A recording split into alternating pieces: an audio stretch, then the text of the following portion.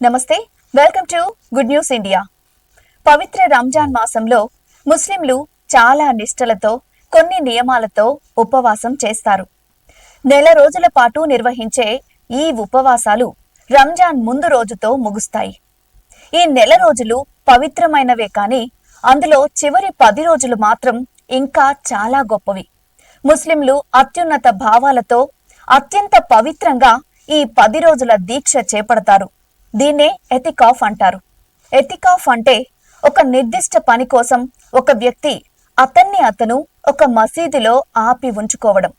రంజాన్ నెలలో 21వ ఉపవాసం నుంచి ప్రారంభించి రంజాన్ నెలాఖరు వరకు దీన్ని చేపడతారు. అందరూ బావుండాలి, అందులో నేను ఉండాలి అనే లక్ష్యంతో లోక కళ్యాణం కోసం ప్రత్యేక నమాజులు ఆచరిస్తూ దివ్య ఖురాన్ను పఠిస్తూ అల్లాను వేడుకుంటూ ఈ 10 రోజులు ఏకాంతంగా ఈ దీక్షను కొనసాగిస్తారు. ఎతికాఫ్ సంకల్పం తీసుకున్న వాళ్ళు ముందుగా ఒక నిర్దిష్టమైన ప్రదేశాన్ని ఎంపిక చేసుకుంటారు. పురుషులు మసీదుల్లో, మహిళలు తమ నివాసాల్లో ఈ ఏకాంత దీక్ష చేపడతారు. మసీదుల్లో ఒక మూలన డేరాలు ఏర్పాటు చేసుకుని ఆ డేరాల మాటున ఈ దీక్షను కొనసాగిస్తారు. తన కుటుంబ సభ్యులు తెచ్చే ఆహార పదార్థాలను అక్కడి నుంచే భుజిస్తూ ఉంటారు. కాలకృత్యాలు తీర్చుకునేందుకు మాత్రమే పరదాల నుంచి బయటకు వస్తారు.